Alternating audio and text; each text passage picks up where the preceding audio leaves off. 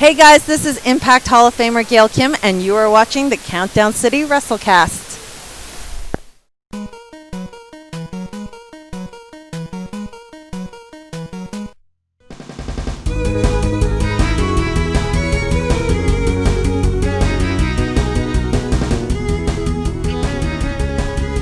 What's up, heels and babyfaces? Welcome to another episode of the Countdown City WrestleCast.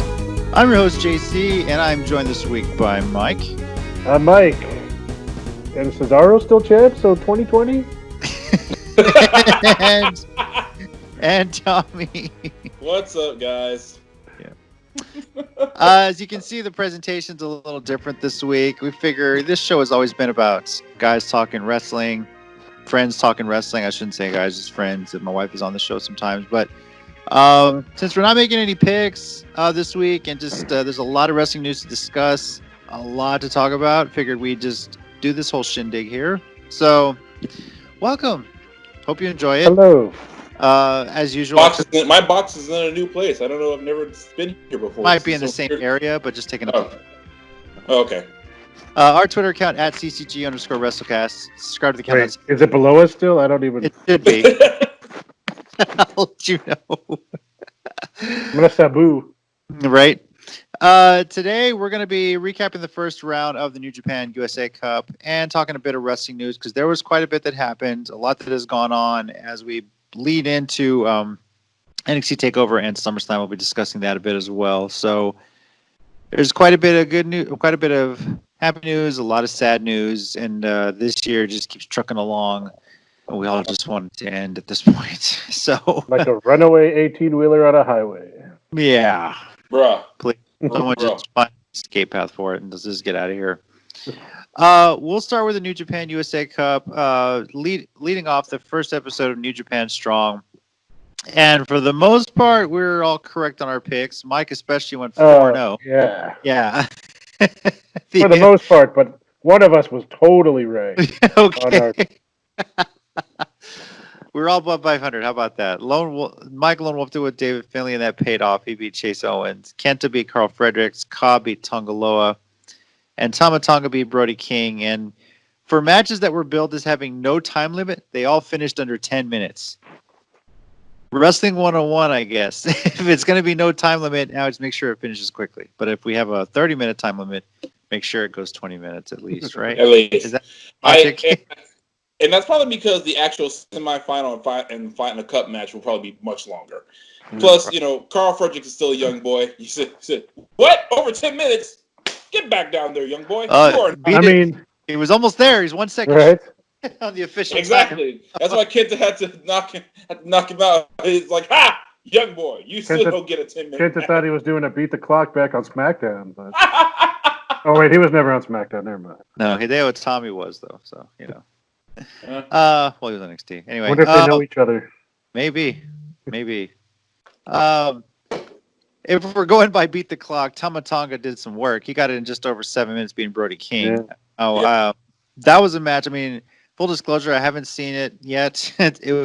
I spent a nice weekend at the beach getting away from, change of scenery, which was nice.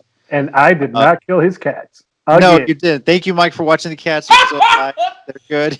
That was a coin toss when Jason comes back whether or not those cats will make it or not. So. Look, I read the paper this time, so totally helped. Yeah, appreciate it. No, but I figured with this match, we all figured Tama Tonga was going to be in the championship. Did y'all expect him to dispatch Brody King as quickly as he did? No, I don't ever expect anyone to dispatch Brody King quickly because Brody King is a giant hoss of a human being. So I expect any match for them to be put in some all-day work with that guy. I think Thomas just a little without the beard. He's just real upset and he's just ornery with that look. He just knows people are kind of looking at him and saying things about the face without a beard. And I think he knows they're making fun of him, so he's decided to just be as fast as he could. Maybe he moves quicker. He doesn't have all that hair weighing him down. I guess could be more aerodynamic. It's true. Wow. Hey, you never know, right? Forgot. I want to take a minute real quick to just give you why I chose David Finlay, which allowed me to go 4-0. Mm-hmm. Some of you may not have heard about this, but David Finlay was training with his half brother, and apparently him and Hornswoggle had spent a lot of time going over strategy and really using the Finlay family techniques. Come on, Tommy, you're gonna break it. I was gonna let it go. Let it go, bro. Keep going, man. Was this in Rio de Janeiro where he did this training as well? I mean, social distancing. If I remember WWE correctly, Hornswoggle was not Vince McMahon's son after all. He was Finlay's. So if David Finlay is Fit Finlay's son, then they're at least half brothers, if not actual. I was not gonna make it much longer if you kept talking. I was gonna if you didn't call me out, I was just gonna bust out laughing anyway because that's why I was covering my face because I was shaking. I was like, at some point they have to do that joke in some sure. If they haven't done it on the independents already, you know. Yeah, I was thinking maybe they know the independents at some point. Maybe they've run into each other. They've been like, hey. So. Like that Spider-Man meme. Right? Oh man. All right. By the way, that post-credit scene of Spider-Man Into the Spider-Verse, freaking hilarious. Yes. So. So as we're said, we're pretty much on track. I think all of us are still thinking it's going to be Cobb versus Tama Tonga in the final. Yeah. And if you want to see how that's what we picked, so let's hope so. Yeah. Mike's got a chance to go undefeated here, perfect bracket. So we'll see how this plays out. So I'll be impressed if he does. I'll be very impressed. I wouldn't want to call myself, Mr. New Japan, but I might have to retire again. So.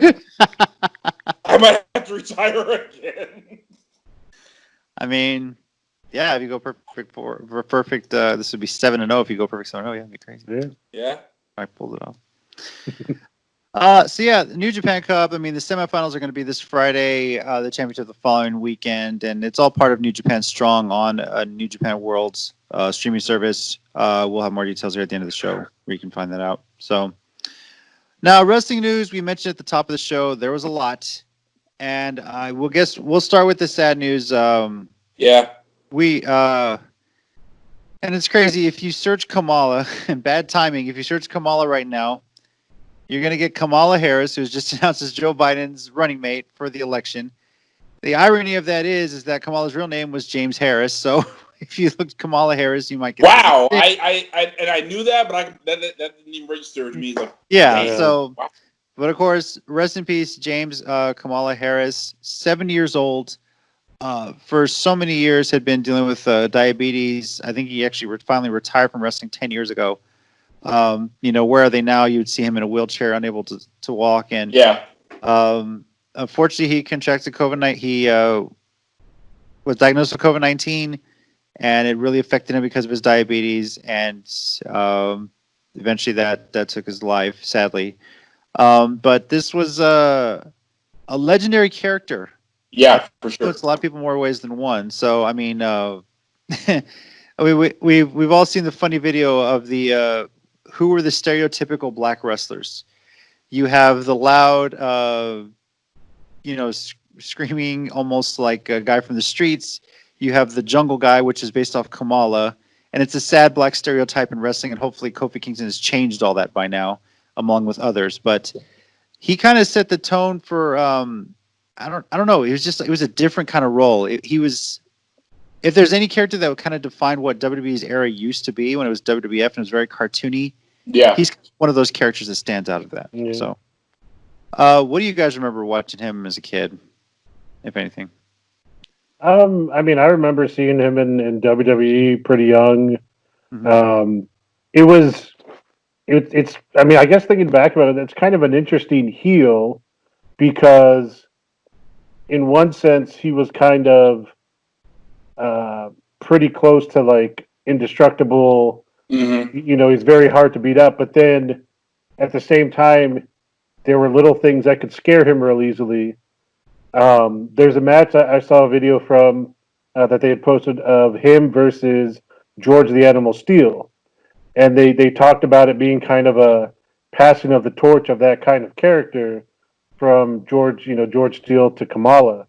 And it's interesting because, and again, I know there's obviously racist undertones to it, but Kamala's kind of scared of him at first. But like once he realizes he can beat him up, he starts beating him up, and and eventually gets the win. It was an interesting character. I know people might look kind of badly upon it, but what it's worth, it gave him a living, and it kept him relevant in wrestling for many years. So the thing with the character is like people who look back on him. I mean, you got to remember that this was the '80s, and like if that's all the gimmick he could get to work, quite frankly, then he was doing something pretty positive, really. I mean, because what else could he really do? My memories of him are just like it was just like a cool and funny character because watching it a lot by the time I came along, it was I think he was probably stepping back from active wrestling a lot, at least WWF related anyway. So it was just cool to see him like whenever they had like him pop up as a legend, or like I think he was in the Gimmick Battle Royal for WrestleMania 17. pretty sure he was. Oh yeah, I think all those were yeah. So it was cool to see him there. Fun fact, I just looked up. It looks like Scott D'Amore and Chris Jericho made really big donations to his GoFundMe for his funeral costs. Like I think Jericho donated $5,000, so that was really cool. Yeah. So I mean, to me, it's just like he was people can look back on it in retrospect. Of course, a lot of things in retrospect have their interesting looks on it. But for the time, the character was interesting and fun. And hey, the dude got it over. If he got it over, then who the hell cares? So and ROH posted something I'd actually forgot happened. He did a special appearance with them when they had the whole Sweet and Sour Incorporated deal going on with like Larry Sweeney and Shane Hagedorn, where he got in the ring with Bobby Dempsey and they just kind of messed with each other. It wasn't really a match. It was just a special appearance, and they both had big bellies, and then they beat up Shane Hagedorn, which is always a good time. So in any segment in ROH that ended with Shane Hagedorn getting beat up was a win for me. So I had no problem with that whatsoever. So. One memorable match I remember, and I actually searched for this one because I had heard about it on WWE Network when it launched, was Kamala versus Andre the Giant in a cage. And it was notable because it was one of the few times that Andre the Giant actually bled in the ring. So, yeah.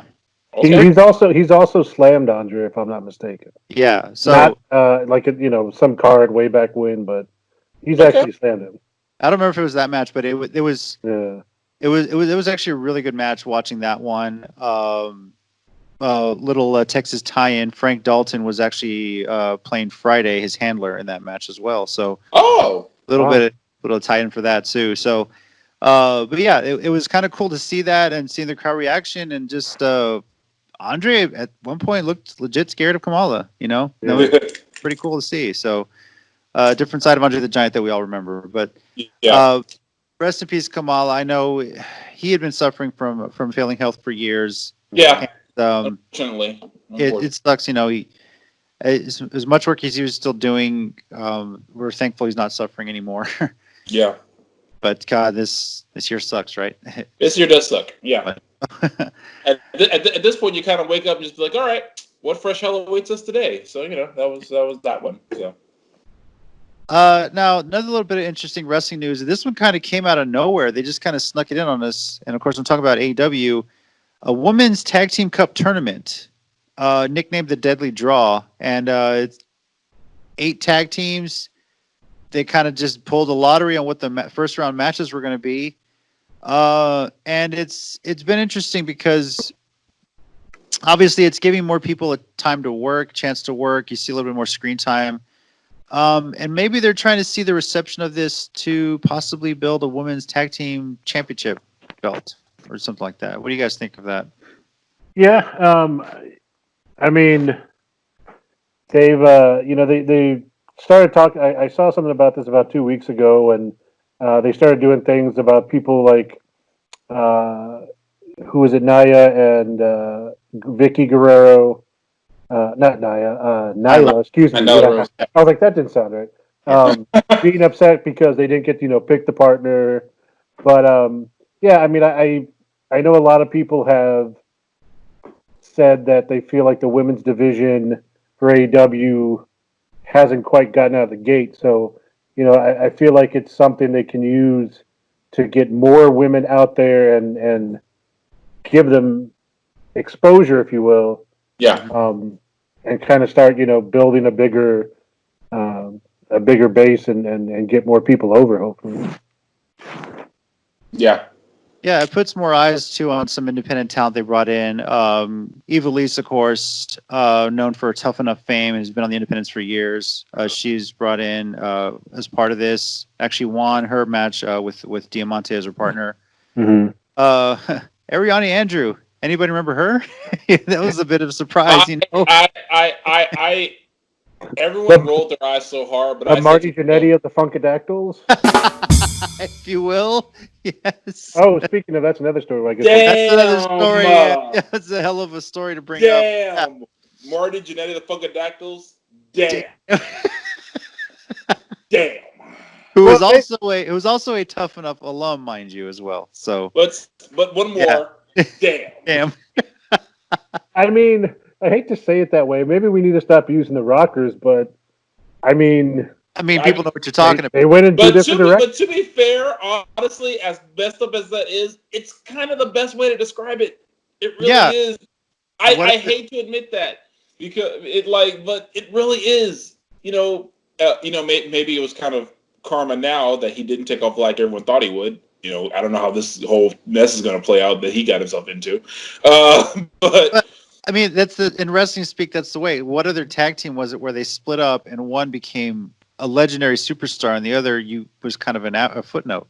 Right. To the point that you have to tell newer wrestling fans who immediately don't know who Shawn Michaels is, have no idea, have never even heard of Marty Jannetty. I think you'd much rather want a Hart Foundation type where, one becomes a world champion and has a pretty good career, but the other one stays pretty solid, stays in the mid card. Yeah. Anvil kind of kept joining different tag teams. Came back with the Hart group when it was kind of all of them together. Yeah. Yeah, Anvil never took off like Brett did, but at the same time, he was never as forgotten. Right. I can say as Marty Jannetty was, and I hate to phrase it that way, but it's just the truth, man. Like people just kind of forgot about Marty. But Anvil, maybe, he was never like the big main event star, but the dude, everyone could count on him for a solid match. Mm-hmm. Yeah. We'll get to Marty in a minute. It was Sorry. That's all right. That's fine. But as far as this tag team cup tournament, I sent you guys the first round results. Yeah. Who do you guys think takes it all, or who you cheering for in this one? I'm personally cheering for Big Swole and Little Swole only because same, bro. only because that's Big Swole, Ariel Monroe, who I've been a fan of for a long time, and they finally got my girl Nikki Savoy in it, and dude, I'm a diehard Nicole Savoy fan, and it's just like to see those two together as a tag team. I'm like, yes, this is what I want. Yeah, I mean, shout out to Rashay Chanel. She used to be Raquel Vaughn in Texas before she changed her gimmick. Mm-hmm. It's funny because I saw her a few times before she changed her gimmick, and when she started doing this fashionista thing. When I first saw it online, because she got she did revamped it overnight almost. I just said, "What the hell is going on?"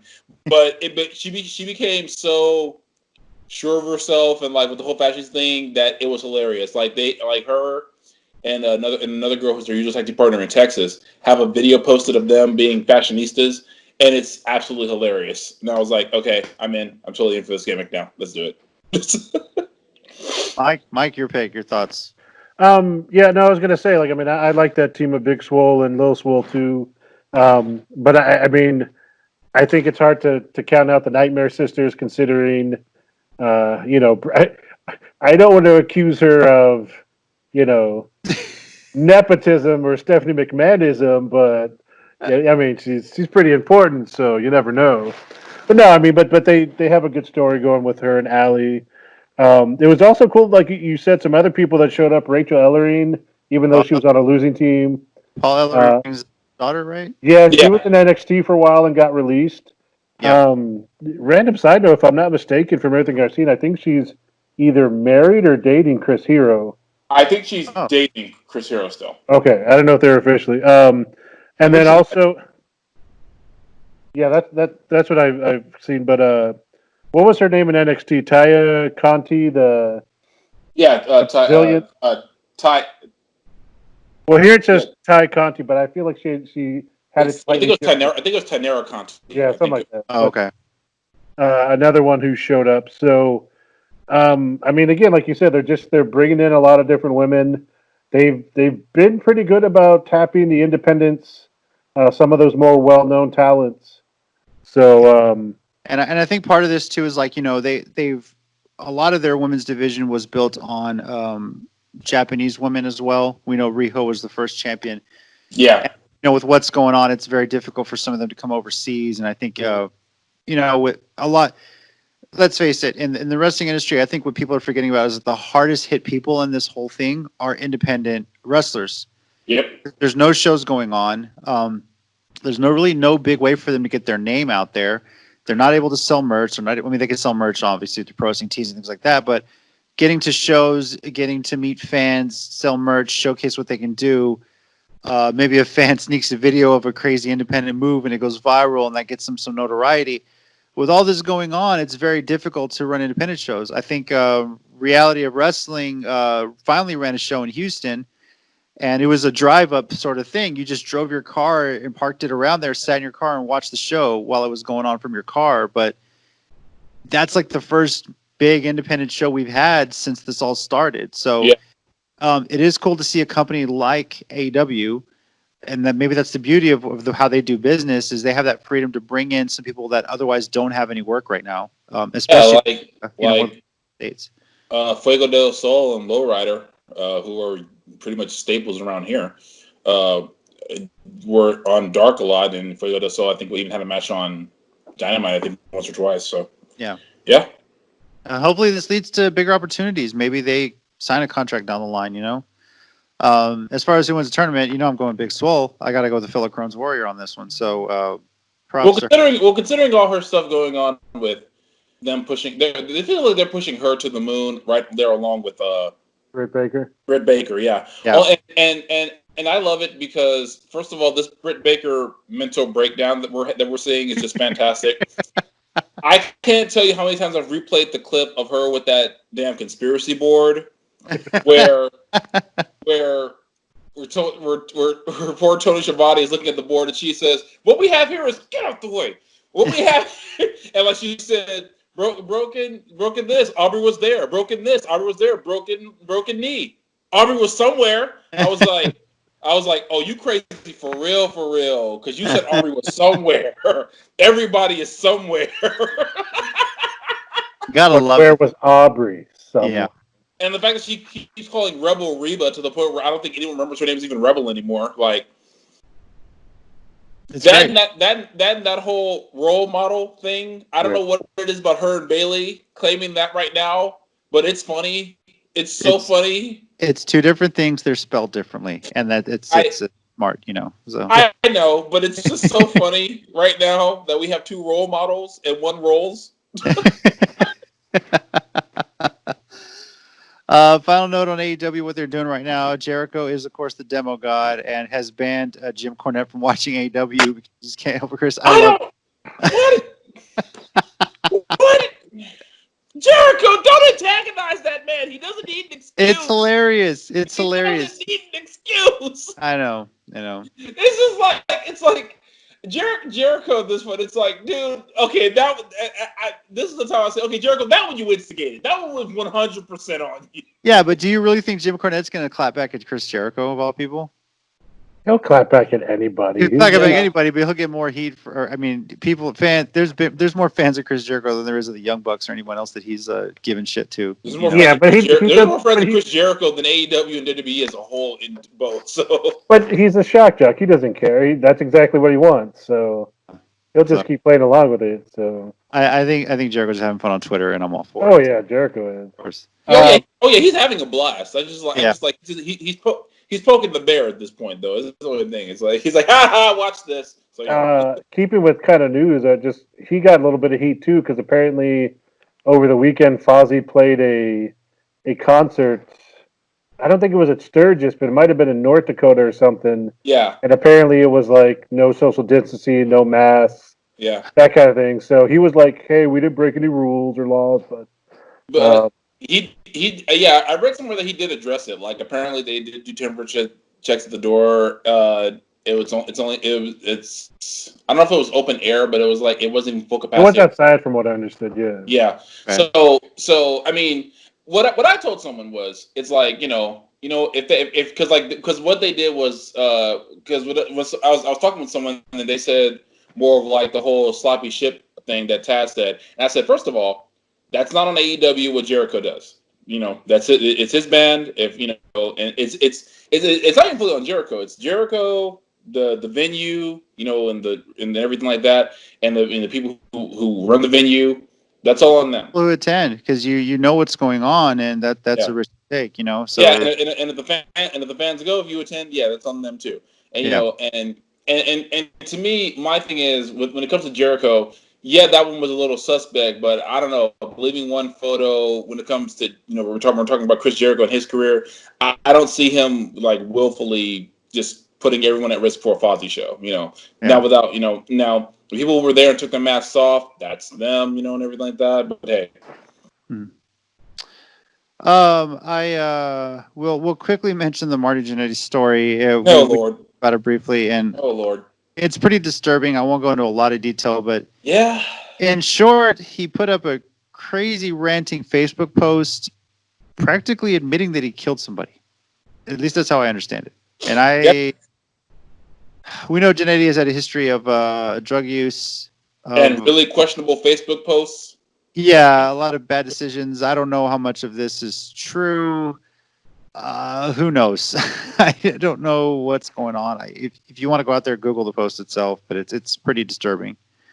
And the strangest thing was the post was like him getting mad at this girl he was dating apparently or something, and then in the middle of the post just mentioned this is not the first time I made someone disappear or something, and kind of told this little story about allegedly where he may have committed murder, just in the middle of this post about like being angry at this girl. That it was weird.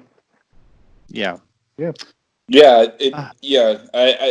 me at this point, honestly, and I hate to say it like this, I'm more worried about his mental state. Like, Definitely. It's like maybe this happened, maybe it didn't. Because it's like this at this point you're kind of like questioning, like he's kind of so out there. It's like I can't even really say confidently that I believe he did it. Well, we don't even know what's going on, right? Yeah. Well, the other thing too is, especially with those old school lady wrestlers, like some of them are just like they say, always living the gimmick, and they're always telling stories. And I feel like with some of them,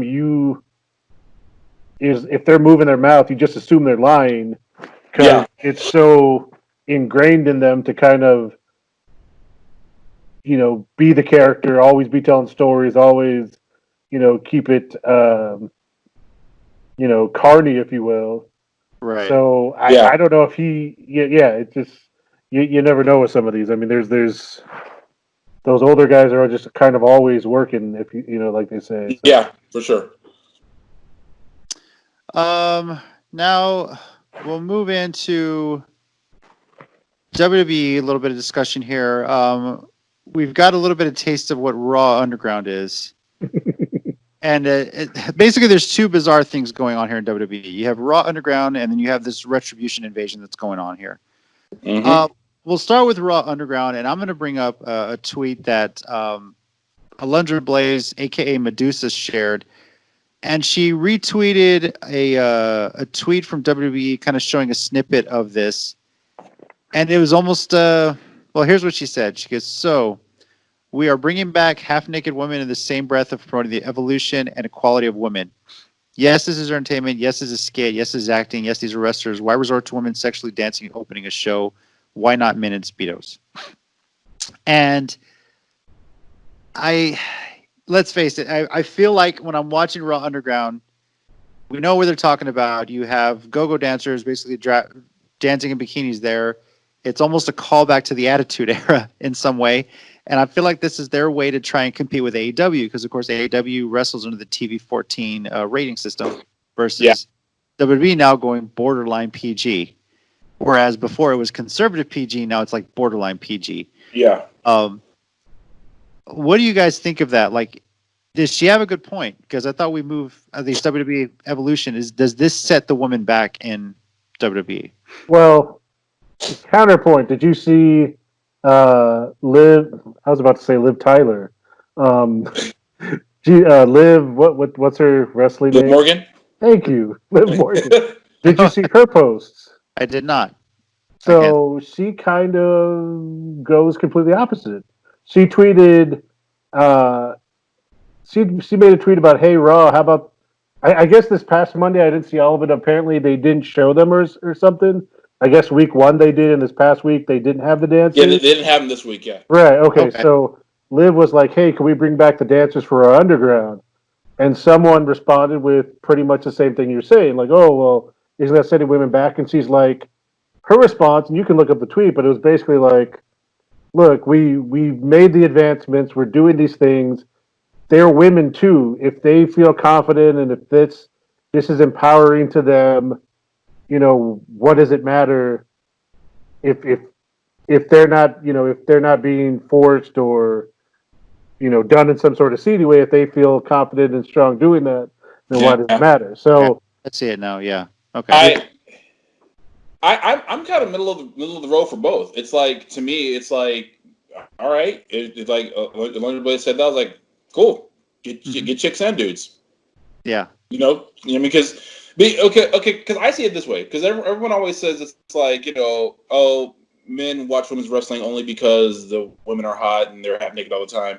And I was like, and I always say there is some truth in that, but you can't tell me every single woman who's ever seen The Rock wrestle cared a lick about wrestling. You cannot convince me that they gave a damn. Or John Cena for that matter. I thought you were just going to say Finn Balor's abs and leave it at that. Yeah, well, yeah. I mean, hell, even Alexa Bliss admitted she was thirsty for Finn Balor's abs, so I don't, who even cares. So, but and to be honest, I'm jealous of Finn Balor's abs. I'll never have them, but I'm jealous of Finn Balor's abs. Yeah.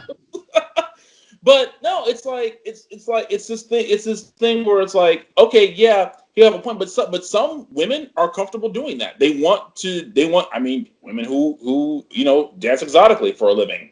They want it. Some of them want to do it. Some of them do it because that's what they feel is like their best way to make money right now. Some of them actually want to do that. Okay. My thing is, I don't feel like anyone should be forced to do anything that they don't want to do. If those women wanted to do that, if they were asked, "Hey, we'll pay you this money, you come and dance there," and if they wanted to do that, great. If someone did some dirty dealings to get them to do it, that's wrong. That's not okay. But if they want to do it, cool. And like, and Legend Blaze's point is like, where are the guys in Speedos? All right, cool. You guys can probably find them. You're in Florida. Go find some. Whatever. So my thing is that she has a point there, but if she's trying to say like, no one wants to do this, then that's where I have to call BS. Because first of all, the Megan Thee Stallion and Cardi B video just happened, so clearly someone wants to. Yeah, I'm glad I'm old because I keep hearing about this and I don't know what it's about, but I'm okay with that. I've seen it twice.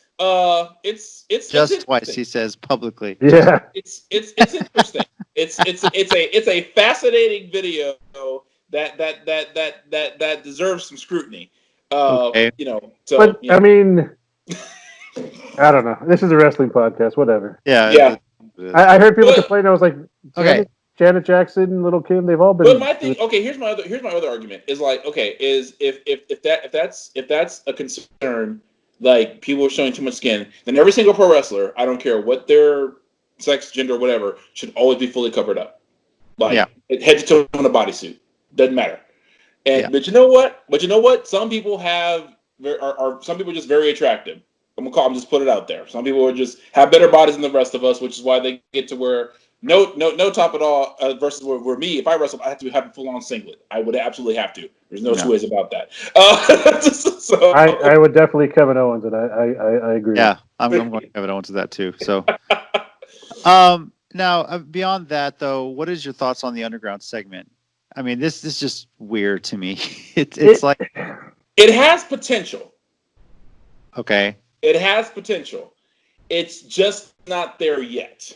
Did anybody else get reminded of the old like Lion's Den shit? Yes, immediately. Like 1,000% I did. But yeah, go ahead, Mike. Sorry. No, it's okay. I mean, to me, I think it's the typical WWE problem, though. It just feels way too overproduced. It doesn't feel like a natural thing. It feels like you're watching a scripted fight scene. Scripted underground fight, yeah. Yeah, like like if they wanted to go for the vibe of just like MMA street shoot fight, like it's hard to feel like that with WWE programming. And for me, unfortunately, because I've watched so many movies, I actually spotted like 1 or 2 camera cuts. I could tell where they did that. So yeah, it's almost like a weekly cinematic thing, and we know how bad Brawl for All was. Let's not go down that road again. I mean, if they're doing freaking, there's no way they can be doing that again when Dark Side of the Ring literally just aired that. It's not even like 2 years old yet, and you cannot be going down the same road. There's no way you cannot be. But then I remember Vince McMahon is who he is, and it's entirely possible they can be doing the same thing. And it's like would not shock me at all, actually. Now, in another possible attempt at a ratings grab, and this is kind of a storyline that it's intriguing, but I don't know what direction this has or if they have a plan for this. The Retribution invasions, them tearing up the ring, chainsawing the ropes, attacking fans in the crowd. Yeah. If you ever needed more proof that they're not really fans, they're for sure. We've seen this done before. The Nexus. Yeah. I don't know. There's a bunch. I mean, Nexus is the one that stands out because it was the most recent one. Yeah. Nexus. Anytime the last couple of years of Survivor Series. There we go. Where you get the other brand invading, and my thing is, and this kind of goes back to what we talked about last week. I don't think it's effective with no crowd. Because here's what I was thinking the first night they showed up. There's a crowd full of NXT and Performance Center wrestlers, and there's like 60 people in the crowd. The crowd could easily have taken Retribution because there's like 7 of them. Yeah. So they ran in with a chainsaw to begin with. That'd have been different. So. Yeah. Yeah, it's without the crowd. I mean, a lot of things, but without a crowd, it loses some of its effectiveness. And some of those people looked really small the first night. Again, I didn't see as much from Monday or from last night, but because I think Tozawa has a ninja that's bigger than most of them. So. And I think the snippet I saw from Friday too, there's one guy who was like talking crap, and it was like, dude, your voice is not that menacing. You're not that intimidating. It was kind of just your basic voice. It wasn't anything special. You didn't.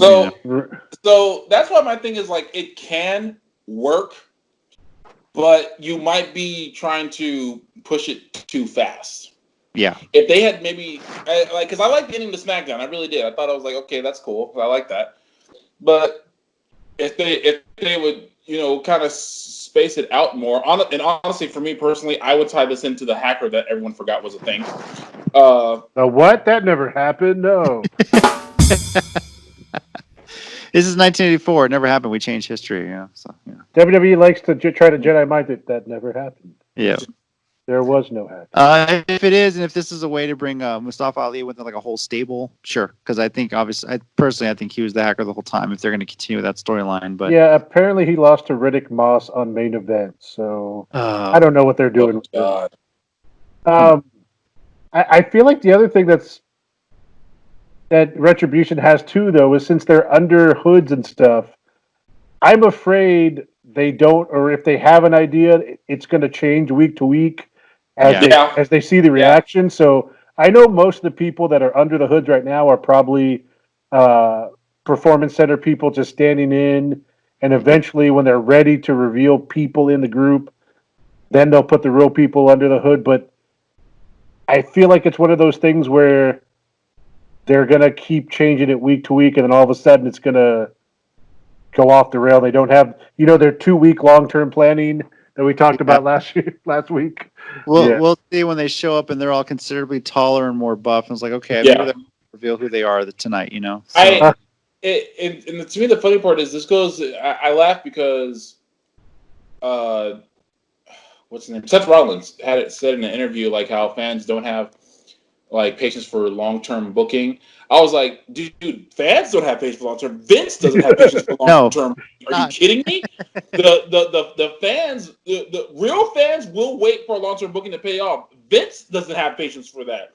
So if you replace fans with Vince, then yeah, right. We don't have to pay long-term booking, i.e. Vince doesn't have patience for long-term booking. And look, I'm sorry to keep being that guy, but if New Japan can book long-term for like 2 or 3 years in advance for Naito to win at Wrestle Kingdom, Vince has no excuse for not being able to pull out the exact same thing, at least for like 6 months to a year. Yeah. And how long did Jericho and Moxley tease us before we finally got that match? I mean, that was like 6 months in the making too, before we finally got that payoff. Fans can do long-term booking. That was something pretty much when Moxley got released too. So it was it was a long way working from there. So, and to me, in a way, the long-term booking for Seth and Dominic, which is happening right now, to me is paying off. Yeah, to the point where I'm even willing to forgive a little bit the hardcore horror show because I'm liking where this feud is going. It's like I can't forgive it completely because that I think was still stupid, but it's like I could, dude. Hardcore match. Oh my god, Cage, something. Sorry, I haven't seen the stereo eyeballs on the WWE shop. Give it time. There'll be salt and pepper shakers, if you will. Or golf balls. Pretty much, yeah. Or like a Halloween.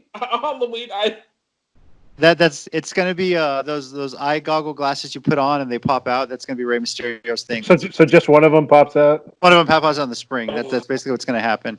It's gonna be a full-on Rey Mysterio mask. Yeah, just get the mask to fill out the costume.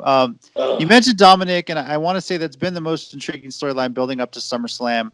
Yeah, Kid took a caning, man. Props to him, dude. He took some welts. Any kind of like thing where he's getting favoritism has gone completely out the window now because that kid took his lumps and he took it like a man. It's like, bro. If I was ever convinced before that he deserved to be there, I'm definitely convinced now because that kid took that ass kicking like a man. It's like, dude, I was like, props, Dominic. Yeah. You did your thing, homie. You've come a long way from being the prize in a ladder match 15 years ago. Seriously. Look. When we picked this before, I was already said it's going to be Seth who wins this. It's going to be Seth. I was like, dude, I might pick Dominic to win this now at SummerSlam because he might have earned his stripes in that match. That would be interesting. They beat the crap out of him, man. Yeah. He was a mess. I mean, what if they use this as a way to get Seth off TV for a while? Dominic just beats the crap out of him. Have Dominic. That would be cool. Although we didn't talk about this last week because I didn't see it then. But the whole thing last week on Raw when Seth was trying to intimidate Tom on the announce table when Samoa Joe stood up and like slowly took his jacket off. I was like, yes, more Joe. It reminds me of the tweet he made when Raw made it SmackDown. He said, everybody wants to be gangster until the real gangsters show up. And I was like, when Joe stood up, it looked like it looks like Murphy's about to wet himself. Has he been injured or just? He was injured, and like, I think he had like 2 in a row. Well, not in a row, but like back to back. So they just put him on commentary for now, just keep him there. But, he's still Samoa Joe, man. So if he ever decides to put himself right back in there, I have a feeling he might be popping up at SummerSlam and coming back afterwards. Of course, I'm a diehard believer in Samoa Joe, so of course. Of course. One thing to note, props to him. I remember seeing this video when it was Kairi Sane's the last match on Raw. She walked by the commentator's table, and Samoa Joe was the only one to get up and bow, knowing that Japanese custom for that too. I thought that was so. not for her. So, but we're going to talk more about Takeover and SummerSlam next week. We'll finally have a chance to do a show where we're making more picks for big pay-per-views. But for now, we'll move into our 1 minute warning segment. Do you guys have anything this week, or? I do. Yeah, Tom? I don't think I do. Okay. Go for it. All right. It's gonna be New Japan related, just in case What? anyone's curious, It's not. What the hell's he going to talk? No, it is. Okay, it is. Okay. Seriously, can you put up that gif of I'm shocked? Well, not that shocked. All right. Ready. Anyway, start the timer. There you go. Go. Okay, my 1 minute ruling this week is props to Yoshi Hashi for being 1/3 of the never openweight 6-man tag team champions. Yes, him, Goto, and Ishii, who's now won the belt twice, defeated Okada, Toru Yano, and Sho this on the 9th during the Summer Struggle Tour. Reason why this is a big deal and why I'm really happy about it is because Yoshihashi has been in New Japan for 12 years, and this is his first championship. And if I'm reading this correctly, it's actually his first championship anywhere. Like, he has never been a champion before. Oh. So this is his first championship win ever. So I am super happy for him. He gave a really emotional speech that night when he won. So it's just cool to see him get his dues. And like a friend of mine said, "Wow, this is like the first time I've ever cared about those belts." I've always liked the championship, but now that someone who like really wanted them has them, it means even more. Plus, Ishii and Goto. Can you name 2 better tag team partners? I can't. So yeah. Animal and Hawk? How long did you say he'd been wrestling before he won a championship? He's been in New Japan for 12 years, but his Wow. official debut was back in 2008. Yeah, that's when. Yeah, so 12 years. But but see, the thing is with Yoshihashi is I think he would have been a bigger star had it not been for who came in literally around the exact same time as him, and that was Okada. Oh yeah. He Bad timing, dude. Yeah, he came in literally from the same time as Okada. So I was like, yeah, bro, you kind of never had a chance. I was going to say, that's like being a rookie the same year as Jordan or Kobe or something. It is. Yeah, pretty much. Nobody remembers Sam Bowie. No. The funniest part is Yujiro Takahashi also made this point that he came in I think a year or 2 before Okada, and it's like while his star never really got that far. I mean, who doesn't have Okada in their list of at least top 50 best of all time? So yeah. So actually Takahashi has been feuding with him over that point, like saying, I've been wrestling all this time, I've been doing all this, and but you're the one who's been taking off, you're the one who is he started 4 years before Okada did, okay, but you've been one with your star taking off and everything. I was like, yeah, dude, because Okada can have a 5-star match with literally anybody. Yeah. Okada to me does what Jericho and Bret Hart and Shawn Michaels can do.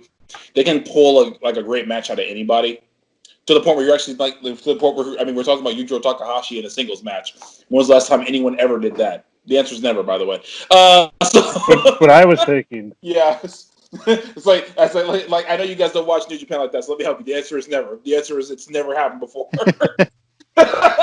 You know what?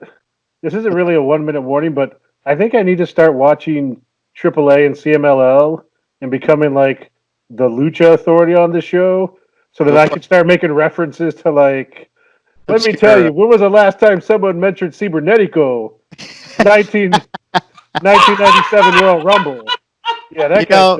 It might be worth it to watch it because when the luchador El COVID-19 or El COVID-19 I shows hate the up. fact that it's gonna happen. It's gonna happen. It's gonna happen. It's gonna have a mask with a whole bunch of shit sticking out of it. So that's basically what it's gonna look like. So I'm guarantee you that. Yeah. I'm gonna order I used to laugh because when I lived at my parents' house, every now and then I just flip through channels, and the one time I ran across, I think it was AAA. I just found it randomly on the channel, and it was just because it's all in Spanish. So for an hour from my room, my mom just probably walked in what are you watching in Spanish this whole time? Oh, it's wrestling. Never mind. And she just walked right out nothing ever happened. She's it's just because she just kept hearing Spanish the whole time. She's like, "What are you watching?" Oh, it's wrestling. Never mind. And she just left my the room. Spanish class, Mom. I swear. All right. My Um, classes have been about the history of Mexican wrestling. Believe me, I'd have aced it immediately.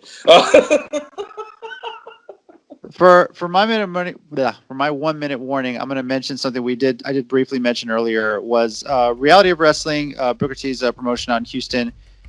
Had a show finally for the first time in a while, an independent show, and theirs was an interesting setup where people could literally drive up to a rail around the ring, sit in their cars, or sit on the bed of their truck, because it is Texas after all, and watch the show. And I've heard it was a really good show. Roxy was on that show. She was finally able to defend our ROW Women's Championship. And it has me excited that, people were wondering how are independent promotions going to come back. People have been pressuring independent promoters in this area. When we need shows, when are you going to come back? And there's really hasn't been a safe way to do it. Yeah. Obviously, there's no 100% safe way to do it, but driving up in your own car and watching wrestling, it's not a bad way to do it. That's a pretty cool concept. And hopefully everything worked out. Everyone stayed safe. And hopefully this is something that can continue and possibly bring the independents back. So, well, some people have been doing shows open air and just having people have the chairs so far apart. New Japan, essentially what they've been doing is like every one chair has to be empty, more or less. It's like that's how they have to sort of crowd out. And my thing is for especially for like WWE and things like that, because Vince wants a crowd back so bad. Just buy a plot of land and have an open venue. It's like you can't tell me you don't have the money for that. No, we lost tons of money. That's why they don't release everybody because we made $40 million. I mean, what? I mean, aside from wrestling, I miss going to the movies. Yeah. I really wish the Mission Drive was still open, because if they would have been open by now, they'd be making a lot of business. They would. Yeah, man. I need to see Black Widow. Come on. I know. Exactly. We all need to see Black Widow. Let's just be honest here. I'd rather see Mulan. I mean, the movie, not just her. But yeah. I said what I said. I know anyway, I'd rather see Mulan in the theater, not pay $30 on something that was probably going to get bootlegged in a few hours anyway. So, but yeah. Allegedly, that's going to happen. You know it. As for us, New Japan Cup is going to continue this Friday at 9 p.m. Central Time on New Japan Strong. The semifinals this week, the final next week. Locations not officially announced, but most likely the LA Dojo, as we've assumed. And of course, it's on New Japan World, NJPWWorld.com. Check it out, $9.99 a month, and you can watch their weekly TV show, which is pretty cool. As for us, our Twitter account is at @CCG_WrestleCast. Subscribe to the Countdown City Geeks YouTube channel. Let us know your thoughts on New Japan Strong. Let us know your thoughts on some of the topics we talked about today. Maybe your favorite Kamala memory would be pretty cool to hear when one of these legends passes away. And it sucks that it seems to have happened so often. And that we started the show, it's like, my God, we're losing so many legends. But for real, makes you feel old, doesn't it? So if you have a favorite memory, please share it. Next week, seeing Dominic makes me feel old. Oh my God. Yeah, that's another one. Exactly. I remember the whole "I'm your puppy." Yeah. Next week we'll quickly recap the semifinal matches, and we're finally going to preview a big pay-per-view event. Well, two of them actually: NXT Takeover 30 and WWE SummerSlam. It feels it's been a while since we had Takeover and a major WWE pay-per-view on the same weekend. Yeah. So it's going to be a lot to talk about. That's what we're going to be discussing on the WrestleCast next week. I think Tina will probably be joining us for that show too as well. So. Oh, cool. Yep. Thank you everybody for watching. Appreciate you sitting and joining with us and letting us be a part of your day. For the Countdown City WrestleCast, we got Tommy. Thanks, guys. We got Mike. Thanks, guys. Be good to each other. And I'm JC, and as always, heels and baby faces. Remember, pro wrestling is real. People are fake. Yeah.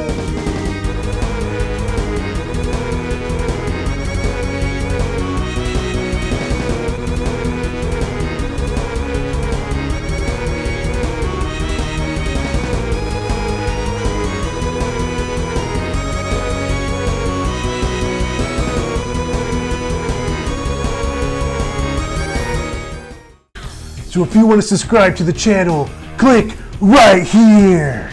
And if you want to watch more WrestleCast videos, I got 3 words for you. Click right here.